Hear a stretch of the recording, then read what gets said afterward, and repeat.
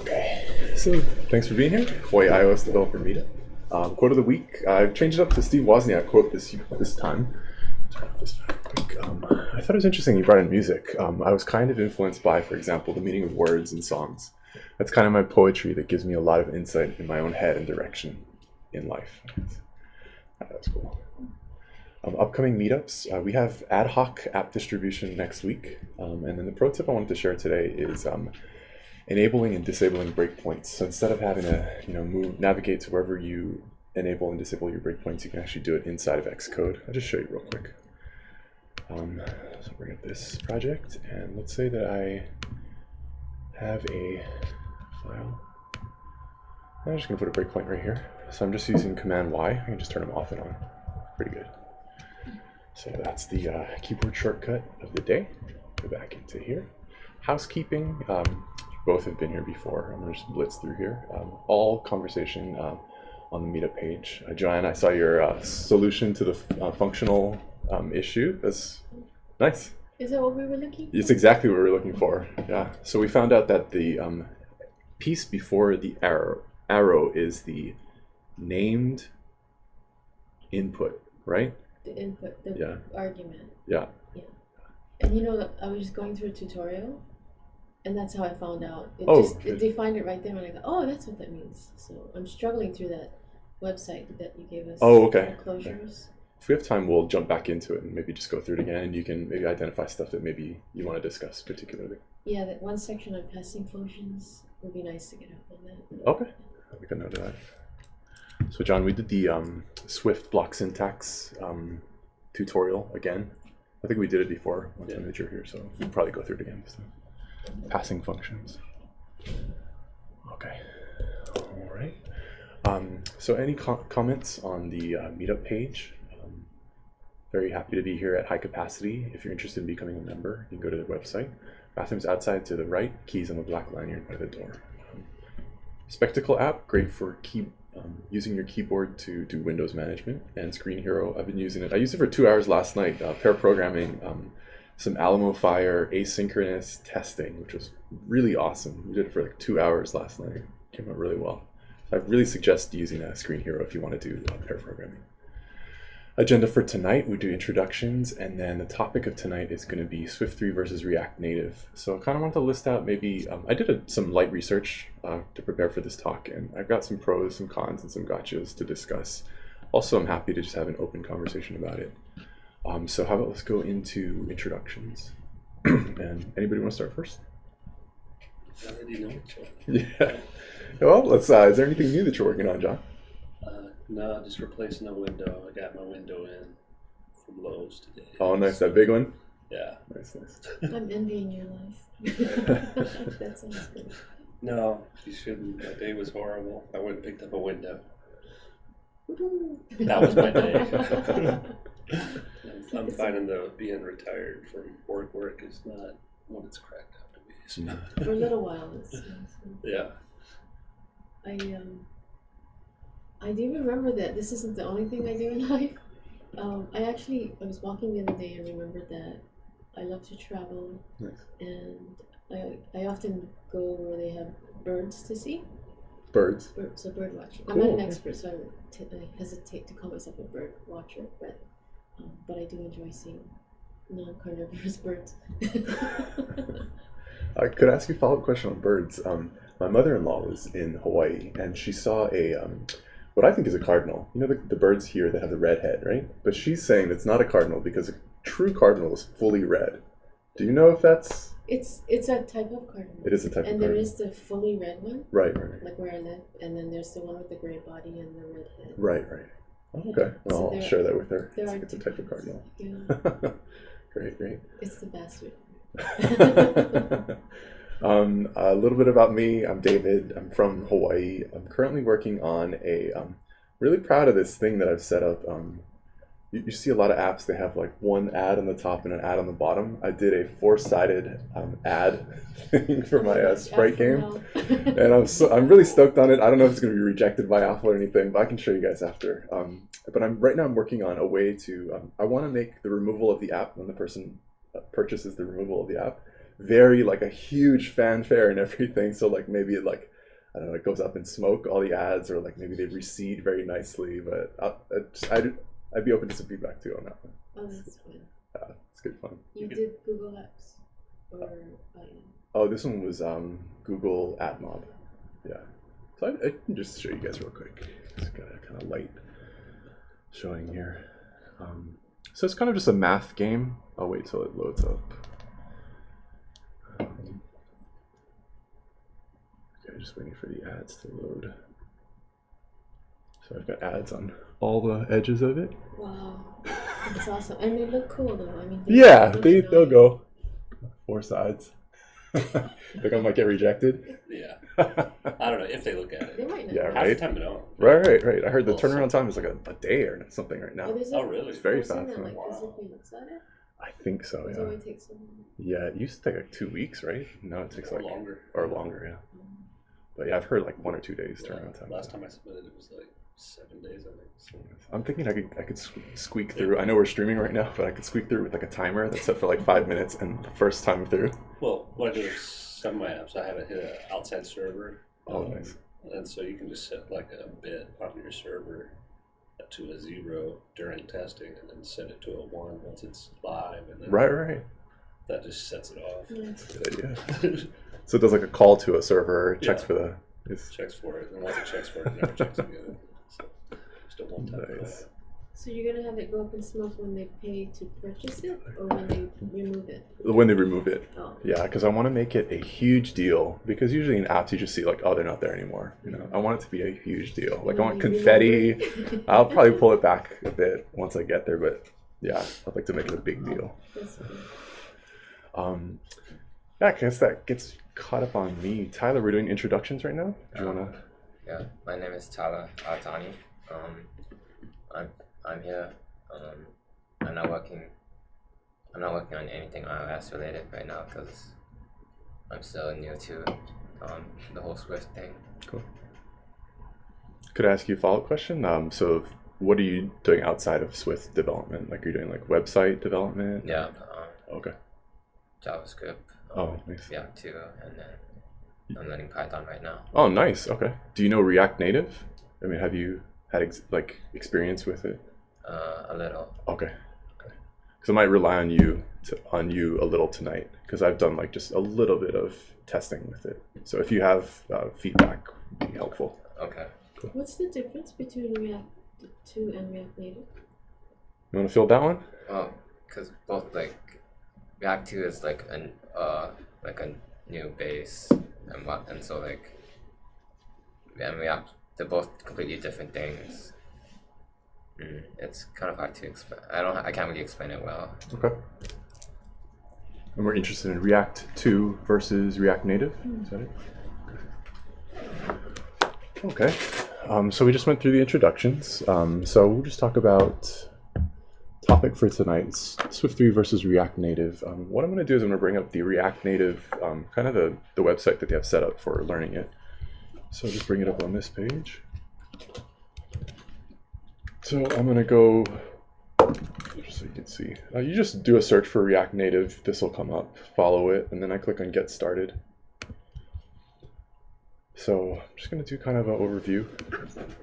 So based on your mobile device, whichever you want to build for, you're going to have different instructions. So because I'm on a Mac and maybe I want to just build for Mac right now, I click on Development OS as Mac OS, and then I pick on iOS. So it's very straightforward, but there are some dependencies and some things that you might get stuck on. So just go to the terminal, do a brew install node. If you don't know how to install Homebrew, does anyone want to go over this? Installing Homebrew, the package manager? No? We're good? Okay. So you just install Node, and then you install Watchman. And then you install React Native command line interface.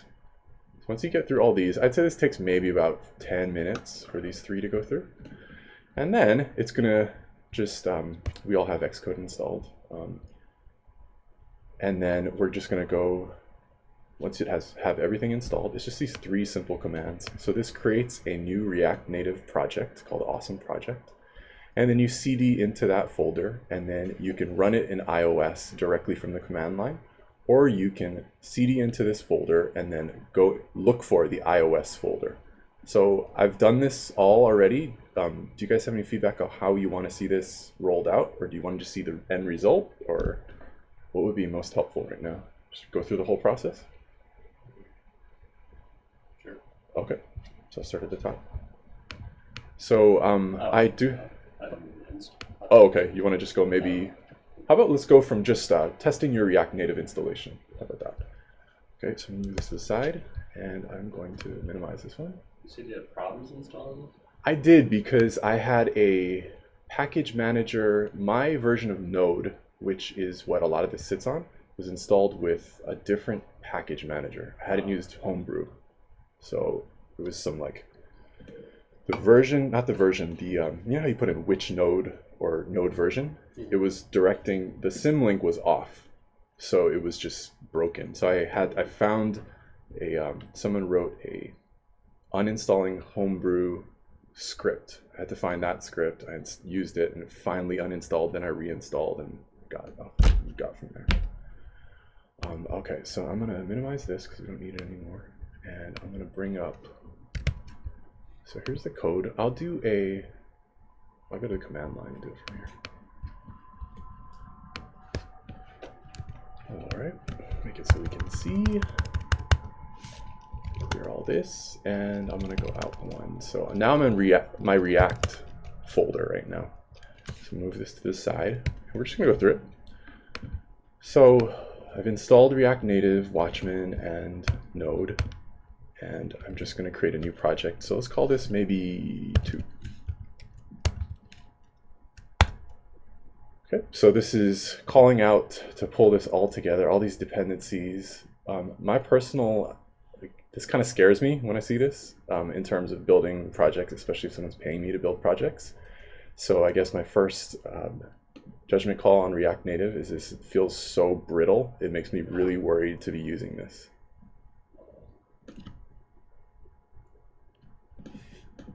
But that's just me.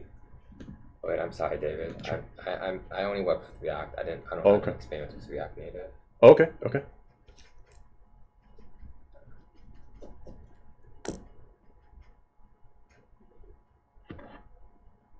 I do have a pretty slow computer as well, so this will probably be faster on a faster computer. Okay, so it's set up all of these. Still waiting. I think there's one more process that has to happen. Here we go. I'll make this full screen. Maybe.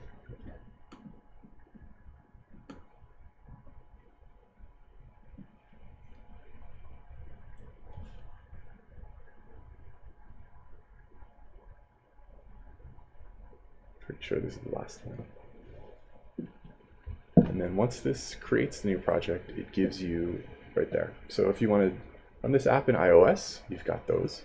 If you run it in Android, you've got those.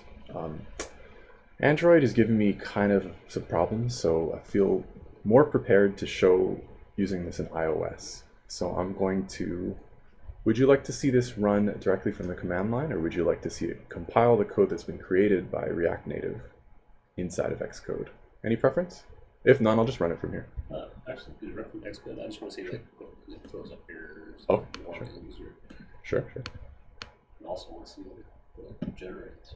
Can you do both, or if you do it once? Yep. Okay. So how about I'll go through Xcode. What I'm going to do is I'll get to Xcode, open up the project, build it, so we can see it. There's a couple of gotchas in the build inside of Xcode. And then I'll close that down. We'll come back to the command line and we'll run it from here. So I'm going to head over to this. And I'm going to bring up the Finder. Can you do all your editing in Xcode? For React Native code? I have none any, really. So it's a single code base. So I think you'd actually be doing your coding outside of Xcode because you're doing JavaScript, right? Right. Yeah. So I think like Sublime or whatever you want to use, Visual Studio. I really like, because I came into that. I'm trying not to make excuses, but because I got that issue with Homebrew, I didn't get to dig as deep as I wanted to for this session tonight. So. Okay, so I copied this. I'm gonna just bring it up in the Finder. Where's my Finder?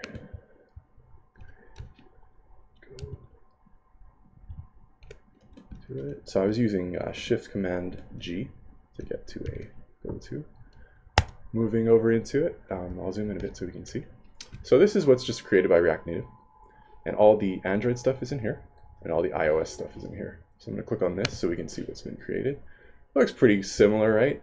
We've got the Xcode project, we've got the files in here, but I'm pretty sure this is Objective-C. So now I'm going to open it up. They do suggest in the Egghead IO React Native free tutorial videos that Mike posted to the Meetup page. There's two free initial videos that you can watch through, and it's pretty good to be able to see him go through this. So he says to go in here and just double click on the app itself. Where is it? Shoot, I don't know if I'm doing this right. I'm gonna just click on this one. Okay, so that was the old one. This is the new one. So it just looks the same. And we have all these, right? So what I'm going to do is I'm going to build it just for in the simulator. I think we're going to get some errors because there's going to be code signing issues. So I'm just going to do a Command R to get it to run.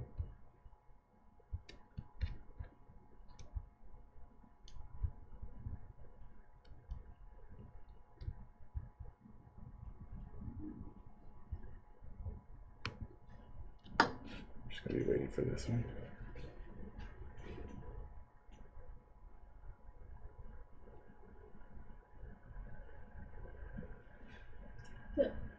React after the colon, is that a file?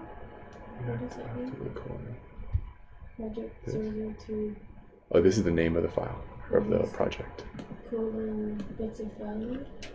I'm not sure. Yeah, probably a build setting. Oh. Right. Would you like to investigate that while this is going? Try to find this. Let's see.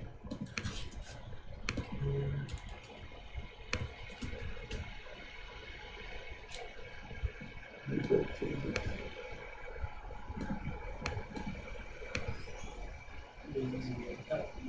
I don't think so. Where's this awesome project 002 in the middle bar?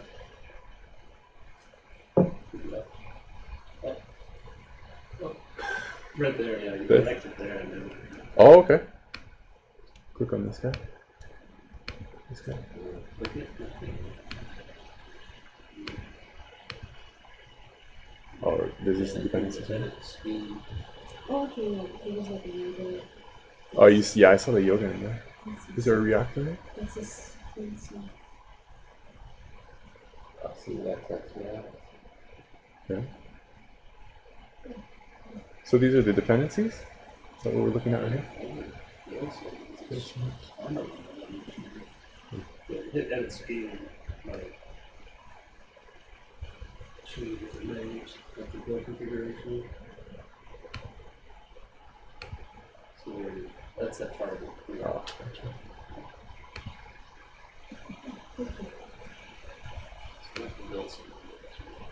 Okay, so it's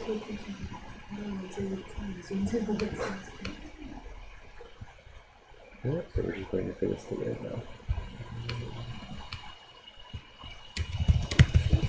now. No way.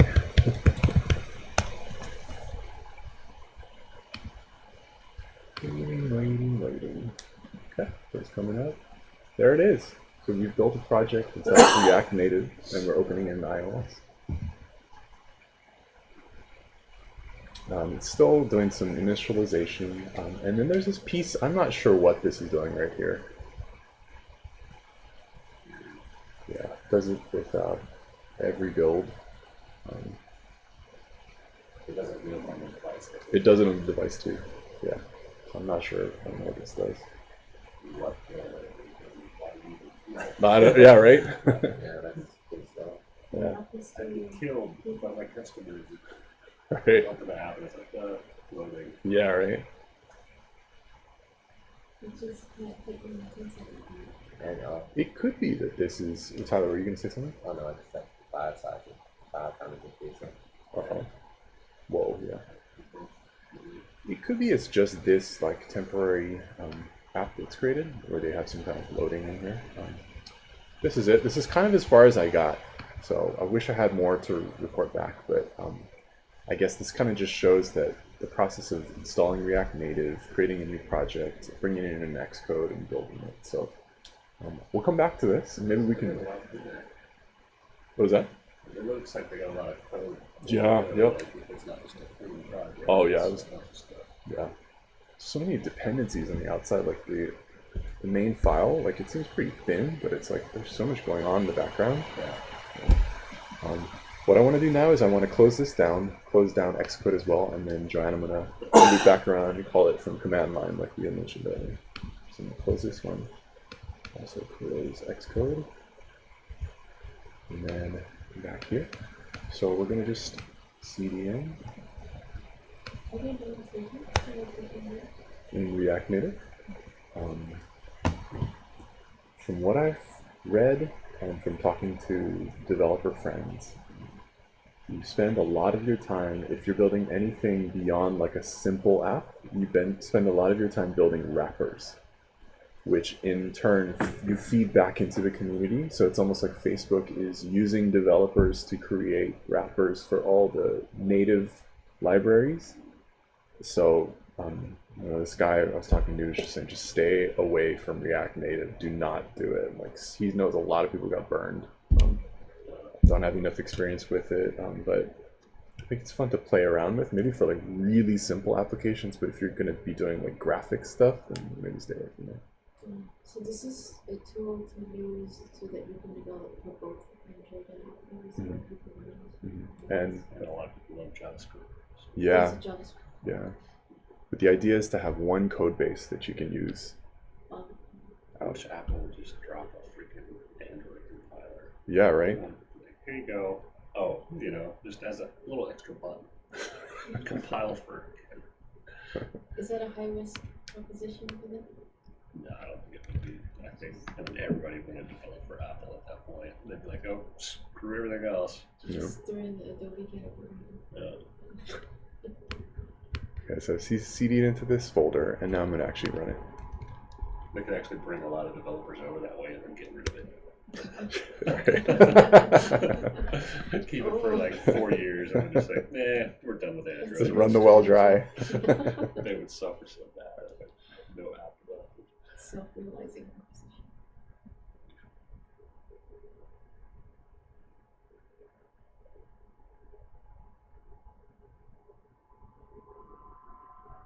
But with Swift being open source, I mean, that may happen. Bringing in third-party wise pretty quickly. Yeah. Just be a little Xcode add-on that somebody does. Yeah. So, is this a command line simulator? We've called the simulator from the command line. So this is the same. I believe this is the same simulator. Yeah. It's not a simulator. The simulator of a simulator. Well, while this is going, I kind of want to take a temperature of the room. Are you guys interested in maybe just tweaking a bit of React code? Just going through maybe 3 of the pieces of tutorials? Or would you like to pivot to talking about functional Swift? Really up to you guys. What's most helpful? Functional Swift? Okay. Have you tried IO? No.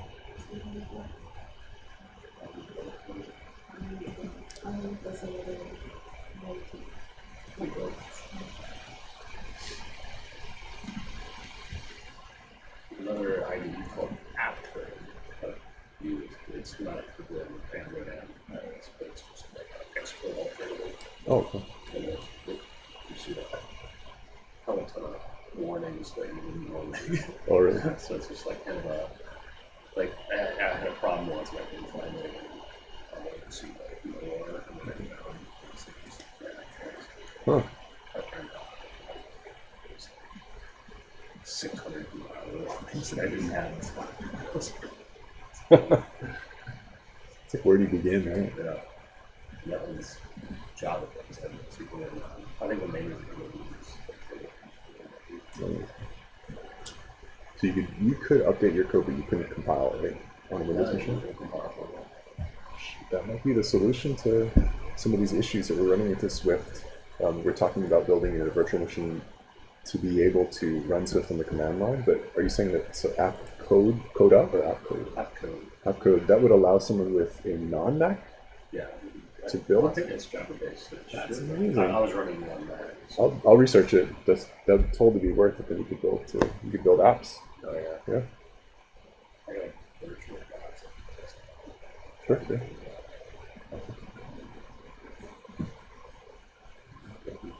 Because that's, I would say, of the comments that I get or questions that I get on the Meetup page, it's like, what if I don't have a Mac? So, shoot, if we could do iPhone development on not a Mac, that'd be great.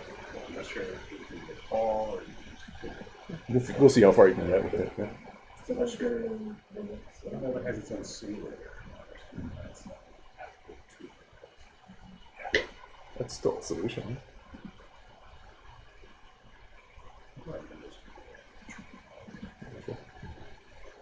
Yeah, if you could check that out and just report it back, would be great.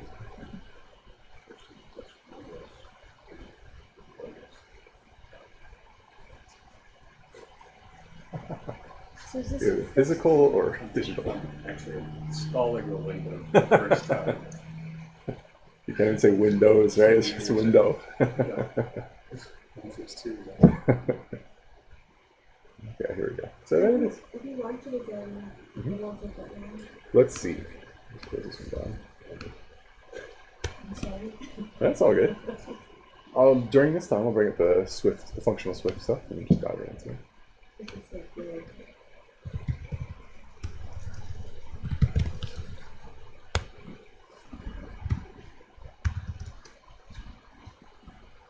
It's a bit faster.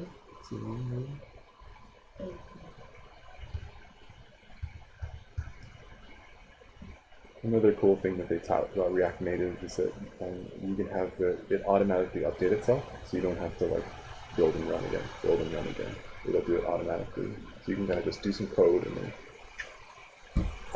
Keep the simulator up. Yep. Change the code. Yep.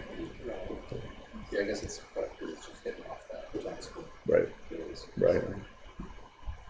All right. So that's that. It seemed like it went a bit faster. I think there was some code. It's kind of like that in the emulator that it is JavaScript. Yeah. So when you're running apps on your simulator versus the device, is it faster on the device? On my computer, it's definitely faster than the device because I have like 4 gigs of RAM and I have like a 1.7 gigahertz processor. So this seems like it's a lot faster. Did I answer your question? I'm not sure though. Yeah, this one. That's what I find. Do they still have a 10-second limit? I don't know. 10 seconds. Too long. Oh, It takes more than 10 seconds. It does the music.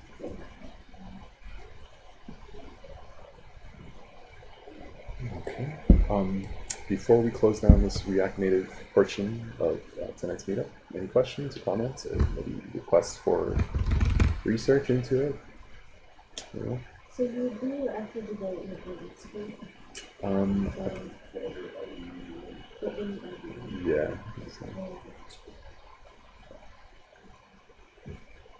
I mean, my gut, I haven't done it, but my gut would say, like, yeah, just whatever IDE you're used to using. I don't even know if Xcode, you can code JavaScript inside of it. it's not. It just doesn't really use one. It's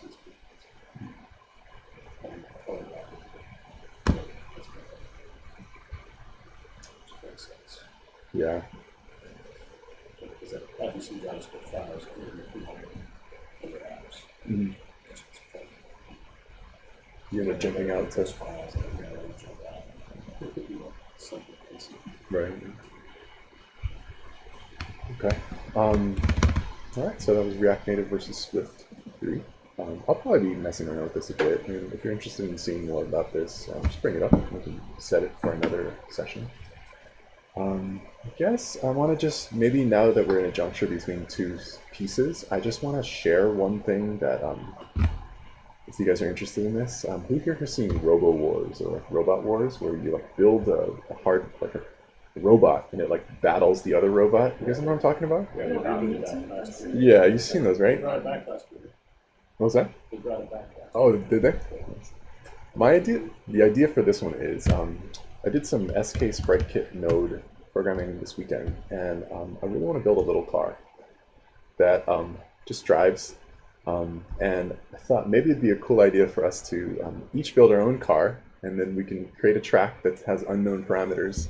You drop your car in, see how far it goes, and we just have a battle.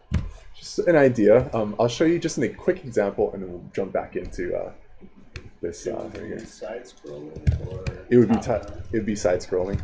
So everybody showed me this. It's called Boxcar 2D. And it's this guy creating a randomly generated pieces of a car, and then he has it running over a track. And this thing is like kind of learning like to make itself better over time. So there's a long form, like maybe 50 iterations of the car in fast forward on YouTube. It's pretty cool. Just wanted to show it, kind of to give an idea of what it is. So let's see. Ooh, it's more like. I think this will clarify it. So 50 generations of Boxcar 2D, and this might be super loud. So. Full screen this. It's pretty cool. I'm going to be working on this, so if you guys want to get in on the magic, it should be fun. So you can see how. I wish it wasn't as pixelated. But you can see how there's like a timer, how long it went on the route. This is sped up. It's really fun. You can kind of see the different pieces to the car. I think this would be cool to check out. So, any questions about this? Oh, then what's this side? Oh, well, I guess if you're interested in doing this, maybe comment on the Meetup page like, hey, that looks cool. Let's do that. And then if, even if only 3 of us want to do it, I think it'd be cool to set up one Meetup night where we can race our cars. Is this I believe this is written in Flash. Yeah, so, but I think it'd be kind of trivial to just create the car in a sprite node, some physics on it. So I'll be doing some research this weekend. But just wanted to share that. Okay, so we're about halfway through. You guys ready to jump into functional Swift? So,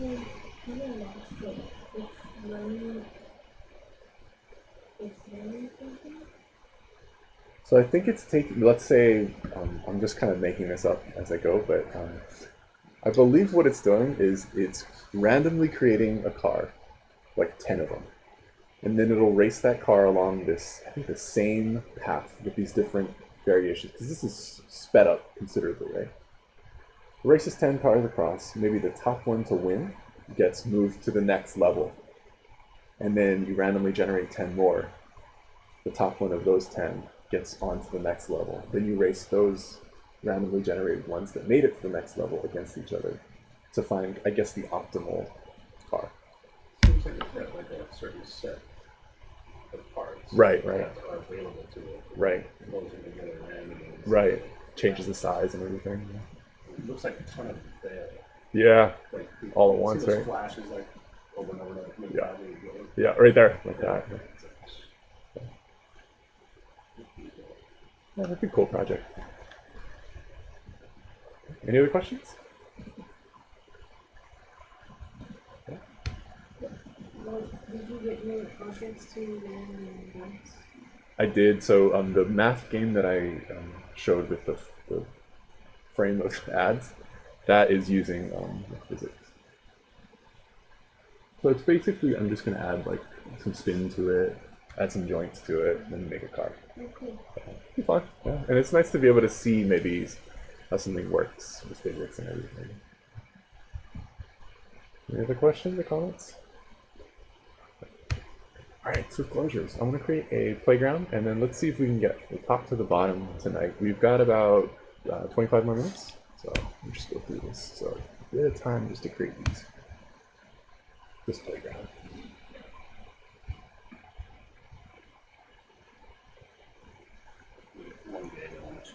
Oh, is there somewhere like that? No. Is this your game? No. Oh. No. This is something. Rovercraft. But basically, you have a car. It's got brake gas. That's it. And Nice. This reminds me of Trials. You into Trials? No. It's like takes this one step further so that you actually have your character have to balance. It's great. I would definitely check it out. Yeah, there's some parts of this. There's some balancing things going on. There's some gyroscope that you can add to the car. Like, can't be the ability to tilt, jumps and stuff. I'd be happy to build something like this out. But but this reminded me of what you were talking about, because after you're done with this level, done this one first. But once you're done, anyway, you go back to the garage and there's parts, and you see you build out this car, and you can make these really long ones, really short ones. Like this is a pretty short one. Yeah. So, and then you get parts along the way and stuff. Oh, nice. Okay. And it's pretty crazy. That's what you're kind of talking about. Like each build car. Exactly. Yeah, exactly. Like, and it's all contained in one Swift file, so we could just like pop it in. Yeah. That'd be really cool.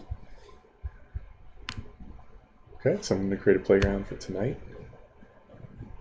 So you're gonna make like a supercar class, and then Yeah, we'll see. I'll probably just hack it together a bit and then clean it up as we go out. It gets closer, because I have it slated for coming up, I think, in like March, like the car competition. So there's plenty of time to mess around with it. Okay, so I'm going to do playground.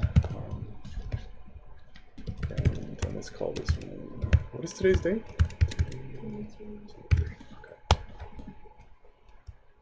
Okay, so we're just going to go through here.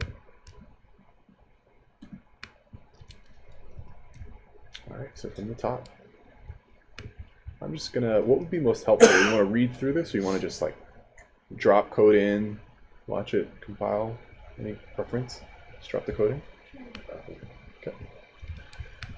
Alright, I'll make this a bit bigger too. So tuples are multiple parameters, but I noticed that you can have multiple return values. Mm-hmm. Are those also considered tuples? Mm-hmm. Right, that seems a bit too congested. So when we do this, this is Swift 2, right? Yes, this is Swift 2 right here. So is the main issue that you need to put your the name colon type? They have a name, but for us to you have to do like name colon string. Is that the main issue with this one? For this one? Like to update from Swift 2 to 3? For the example. Let's see. I feel like the quickest way I can see it is having it have a compilation error. So I'm going to just bring in maybe a call to this function.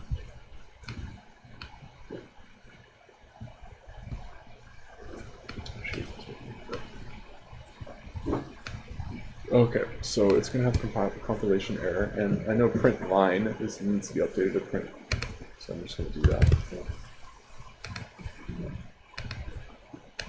Okay, and then I'm also going to just have it run.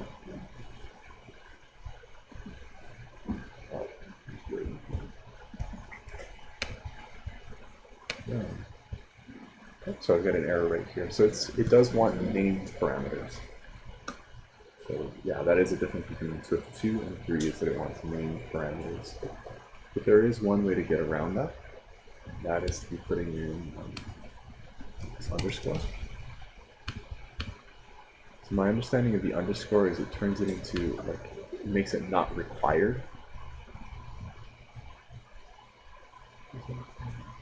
But it is not working. So I'm going to make a note to myself to get clarification.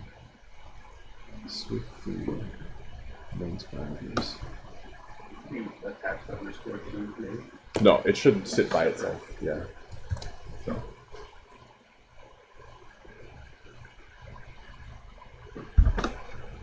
Yeah.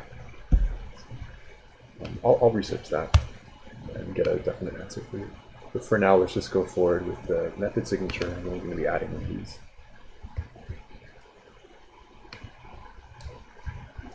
Oops. And then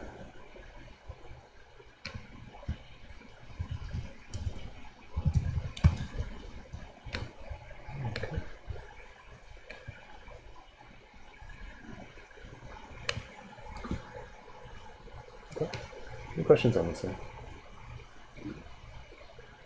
So maybe we'll just go from the top. We're seeing that we're just passing in a regular function. We have two parameters that are named. It's returning a farewell string.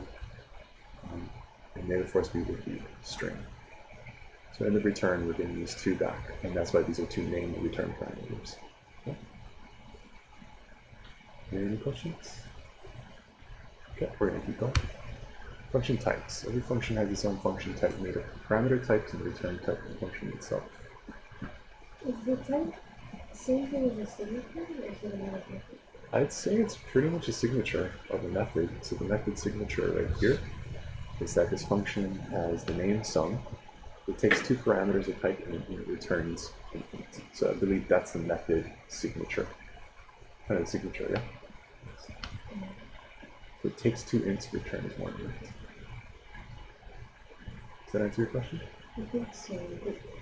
The function type is just part of this.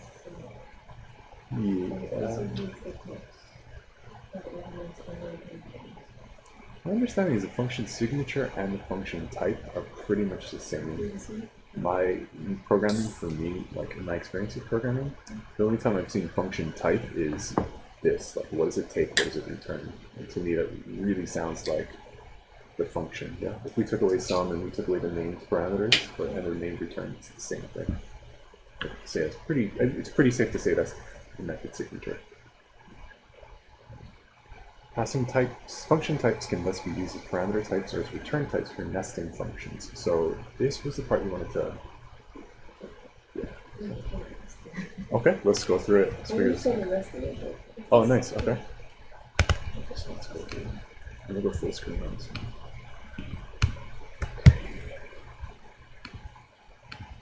So, do you want to just maybe start from the top and we'll go from there?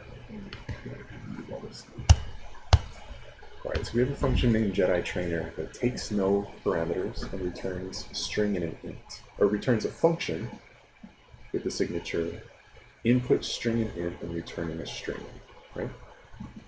So this right here,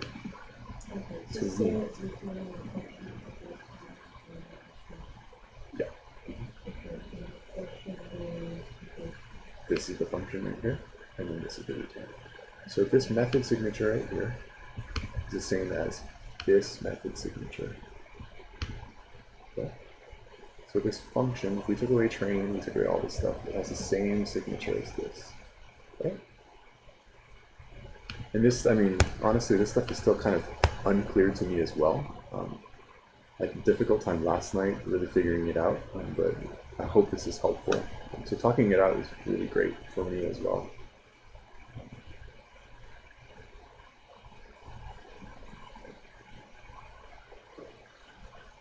Any questions or anything you want to see tried up here?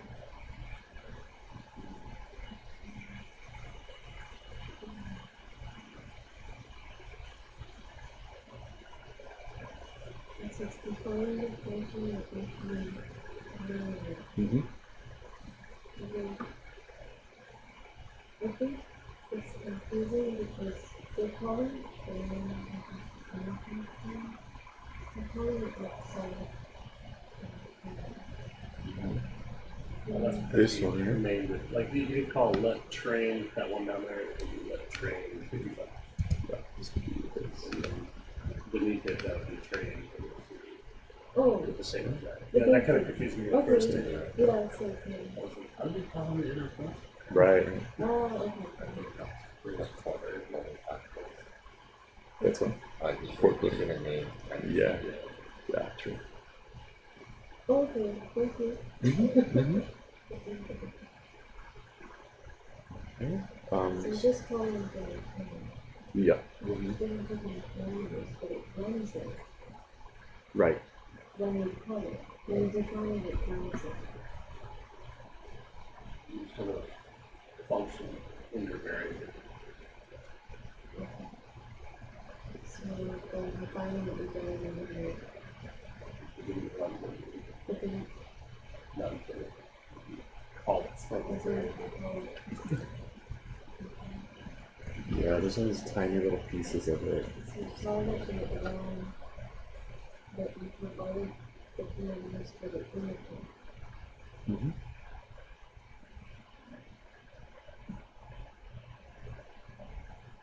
Okay, I'm going to jump out of this and come back to it. So variadic functions, we can put a ton of parameters. Anyone want to go over this one? Okay, I'm going to keep going. Defining a closure.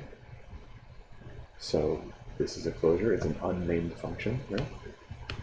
So this is maybe helpful to isolate for a bit. Talk about the parameters coming in. This is John, this is what we were talking about earlier. The parameters coming in, and then we have the return type in, and then this is the function body, right? Anyone wanna? So how about let's look at this one. And we're gonna do. I'm gonna use your code that you set up on the Meetup page. Yeah, right. Pretty sure I remember what it is. So what we did last time is that we wanted to update.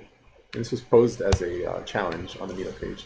We wanted to update this list of this array of strings, Padawans, to an array of ints, and then we wanted to run it inside of this map function. So instead of all these, we wanted to do it.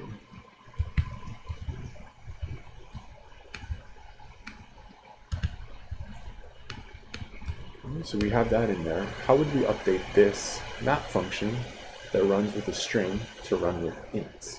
Do you have any suggestions besides structure?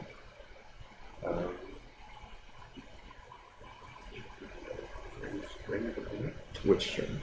And the map. This one? Yeah. Okay. And we need to update. See if that works.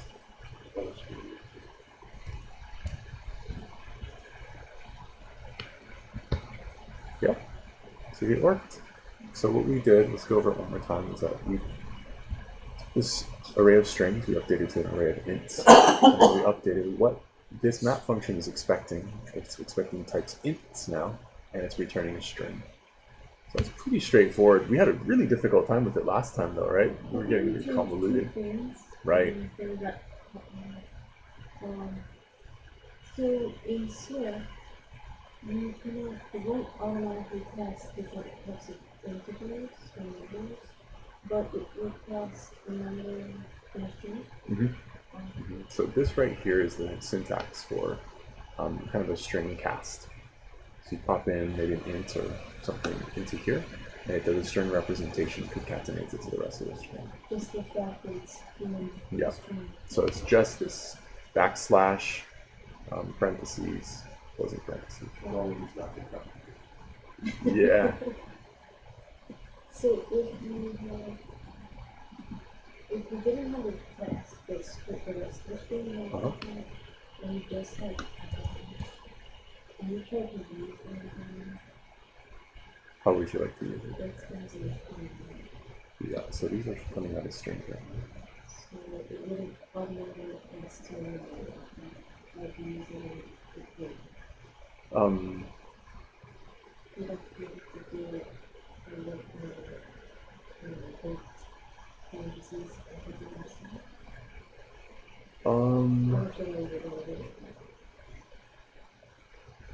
I guess I'm unclear on what you would want Also, to if do. you assign that to some kind of thing, Uh-huh.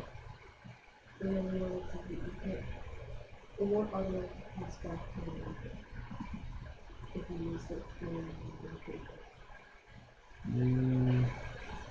Well, it's coming in as a number, so we can do whatever we want in here. So let's say we want to do maybe a Padawan plus equals 1, and then let's say we want to.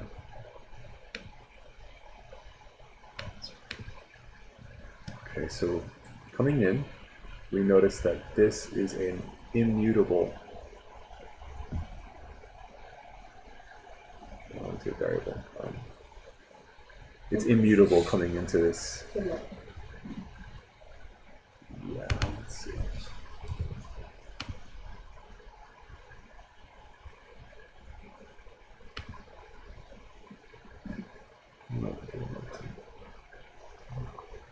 My understanding is if you bring in something as a parameter, Oh, that's so good.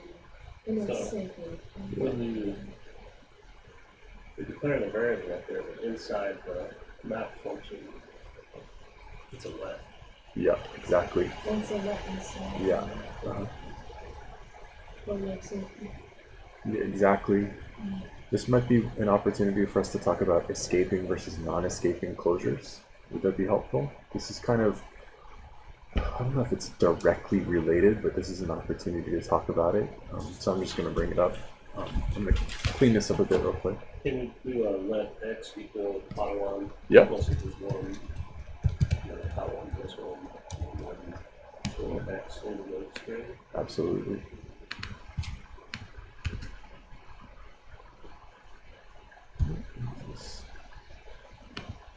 In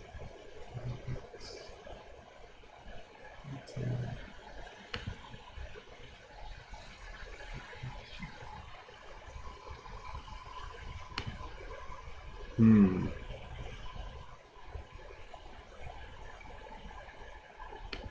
not sure.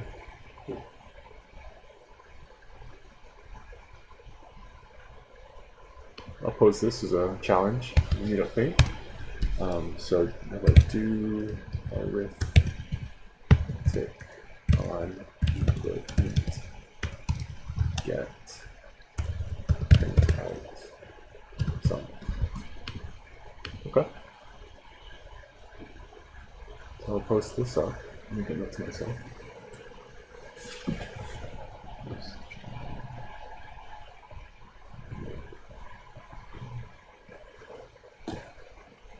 Okay. Would you guys like to talk about escaping and non-escaping closures, or do you want to complete this Swift block syntax document? Not sure how much time we have. Should we go to 8 minutes? Keep going? Okay. Closures with known types. When the type of closures arguments are known, we can do as follows. Okay. Copy and paste.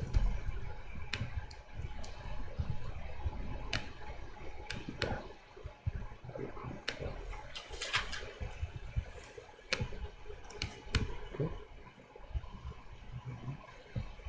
So it's got issues because it wants us to wrap up this in parentheses.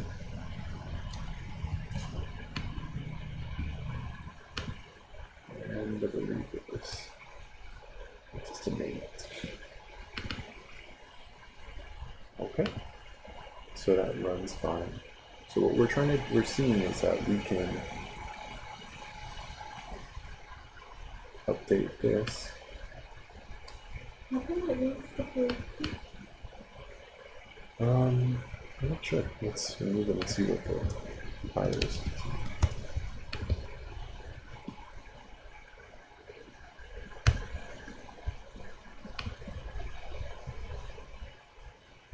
That's not it.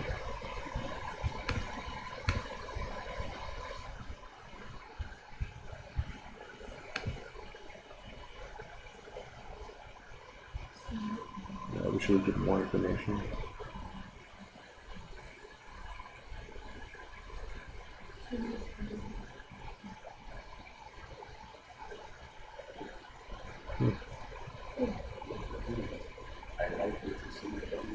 I guess so.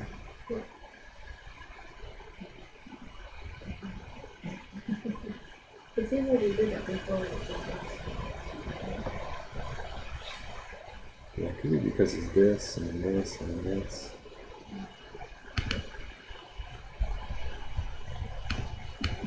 Okay, so I'm going to bring back in the. Let's see. Type of closure arguments and then we can do as follows. So what did they do? What are they doing as follows? So I see this terminology right here is taking the place of all of this. Okay.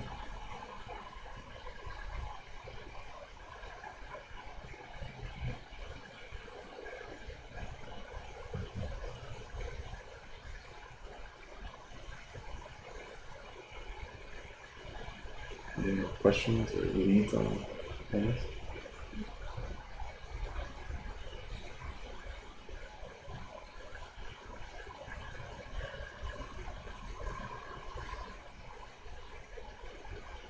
This is just some kind of shorthand to be able to say, whatever you're passing in, I'm going to loop through it until there's none left, and I'm going to name it a value so that I can do whatever operation on it right in here. So instead of having to call this return the function itself with the value, you can just return the value and what you're doing to it. And I think that this final bit is going to just clarify a bit more things, is that we're kind of just making it shorter and shorter. So in this final one, we're able to write it out this way, that this is the first argument in whatever you're sending in, and then you're applying it and returning it, and then you look at the result, right? And then this last one is decomposing it even further and saying that the closure is the last argument of the function x is going to be omitted from the end. You put that here, so we just have the return. Any questions? Has this clarified some things? Did you guys get a chance to watch that Swift, the closures with Shanti videos? There's 3 videos that I shared with on this thumb drive. No. They clarify a lot of things. And then if you watch those, maybe you can come back and you can explain it to all of us. That'd be helpful.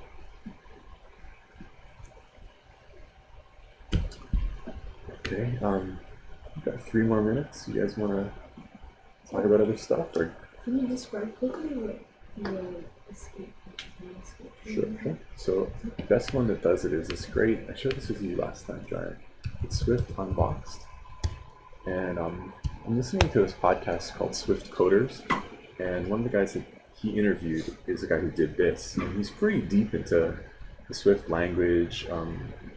One great thing about his website is that he does visuals that make it just, I'm a much more visual person, so it's easier for me to learn with visuals, so it's helpful this way. But let's talk about escaping and non-escaping closures in Swift 3. Okay, so you can read through, I'm going to, just because we have so limited time, I'm just going to briefly overview. So the way I see it is that closures, right? You have an entity inside that can remain going, or else it can have some kind of like terminating time to it, I guess, right? So a non-escaping closure is something like, I like to think of a closure maybe as like a monkey. So a monkey is not escaping. He doesn't leave this. Like there's no side effects. Have you guys heard of side effects in programming? Like you have maybe a class that does stuff to something else that you don't want it to do, and maybe it does some like undesirable behavior because you're giving it the ability to do these things. You could do that with closures. So by default in Swift 3, all closures are non-escaping. If you're interested, so I'm going to show the difference between the two. So this is a non-escaping closure, and then that's the visual for it, right? And then I can move over to an escaping closure. So same old thing, but then it can be run asynchronously, and it can store some variables. So this thing can live on, and it can have side effects. So with Swift 3, Apple is saying that by default, everything is going to be non-escaping, so less side effects. But if you are going to be escaping, then you need to specify it inside of your function declaration by just using the escaping keyword. So I'm looking for it up here, right here. You see this escaping? It's just a keyword you put in here.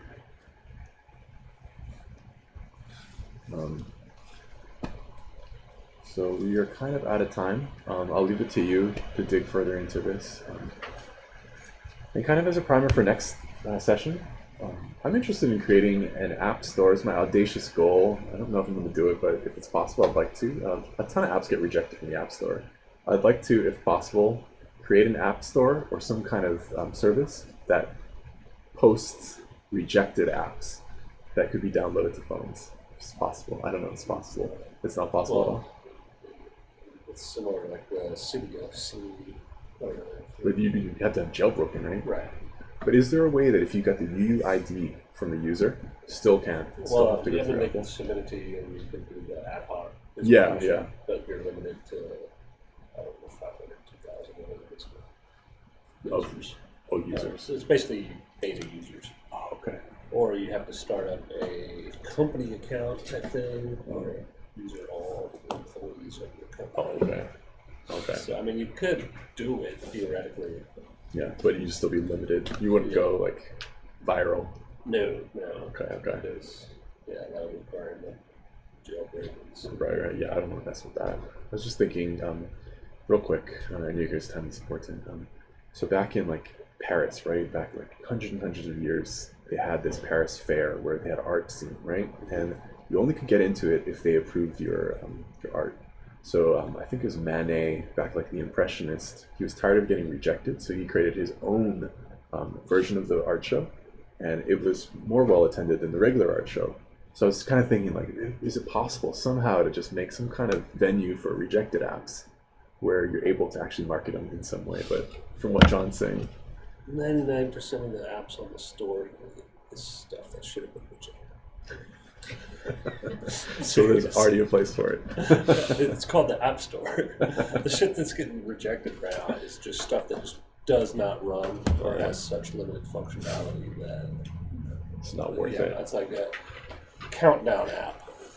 You know, Right. It just goes 100, 99. We don't need that. You know, It's like that you posted that game lecture. Yeah. That would be cool when you just like randomly put two non-functional apps together and then have a new idea. Exactly, right there. The app maybe jumble. we all get together. No, they did that with some of the apps back in the day. You remember they had like the 200 utilities. No, I don't remember those apps. Oh yeah, It's like a flashlight and a calculator. Yeah. Oh, okay. Because they would submit a flashlight. They'd be like, "Yeah, that's limited functionality." No, so you'd be like, "Oh, flashlight calculator." Okay.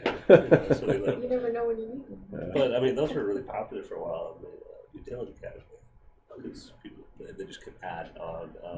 I think there's probably like 500 little mini apps inside the app now. It's like tip calculator, flashlight.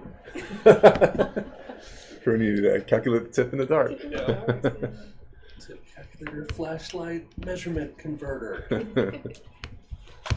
For Jenny, is that Mm-hmm. your person? The first Pi Hawaii, the next Pi Hawaii thing is on March 1st. Oh, nice. Pi Hawaii. I think it's here, right? It's about pie. Pi. Python. Oh, Yeah. they meant pie. Is there, Let's oh, see. it must be dinner. Like, there's a Pi Hawaii.